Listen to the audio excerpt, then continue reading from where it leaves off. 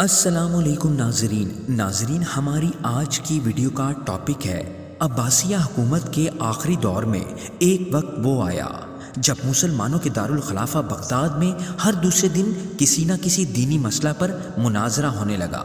جلد ہی وہ وقت بھی آ گیا جب ایک ساتھ ایک ہی دن بغداد کے الگ الگ چوراہوں پر الگ الگ مناظرے ہو رہے تھے۔ پہلا مناظرہ اس بات پر تھا کہ ایک وقت میں سوئی کی نوک پر کتنے فرشتے بیٹھ سکتے ہیں۔ دوسرا مناظرہ اس اہم موضوع پر تھا کہ کعبہ حلال ہے یا حرام۔ تیسرے مناظرے میں یہ تکرار چل رہی تھی کہ مسواک کا شرعی سائز کتنا ہونا چاہیے۔ ایک گروہ کا کہنا تھا کہ ایک بالش سے کم نہیں ہونا چاہیے اور دوسرے گروہ کا یہ ماننا تھا کہ ایک بالش سے چھوٹی مسواک بھی جائز ہے۔ ابھی یہ مناظرے چل رہے تھے کہ ہلاکو خان کی قیادت میں تاتاری فوج بغداد کی گلیوں میں داخل ہو گئی اور سب کچھ تہس نہس کر گئی۔ مسواک کی حرمت بچانے والے لوگ خود ہی بوٹی بوٹی ہو گئے۔ سوئی کی نوک پر فرشتے گننے والوں کی کھوپڑیوں کے مینار بن گئے جنہیں گننا بھی ممکن نہ تھا۔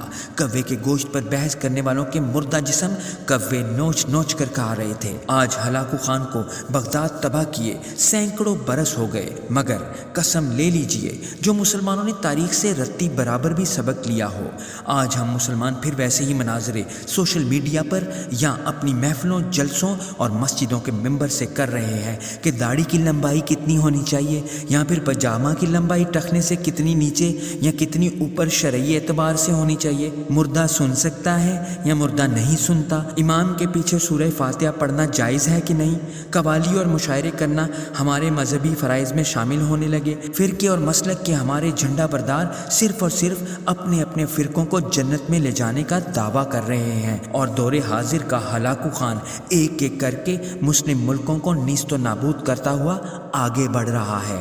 افغانستان، لیبیا، عراق کے بعد شامی بچوں کی کٹی پٹی لاشوں کی گنتی کرنے والا کوئی نہیں ہے۔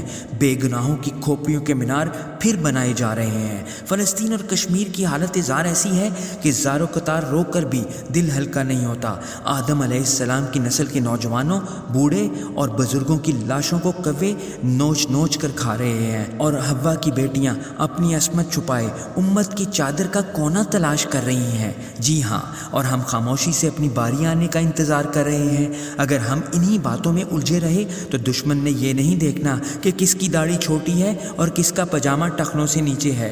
جنگ میں دشمن کی گولی سنی، دیوبندی، اہل حدیث کا فرق نہیں کرتی۔ خدا را سوچئے، اب بھی وقت ہے ایک ہونے کا، اتفاق و اتحاد پیدا کرنے کے لیے اپنی رائے قربان کریں۔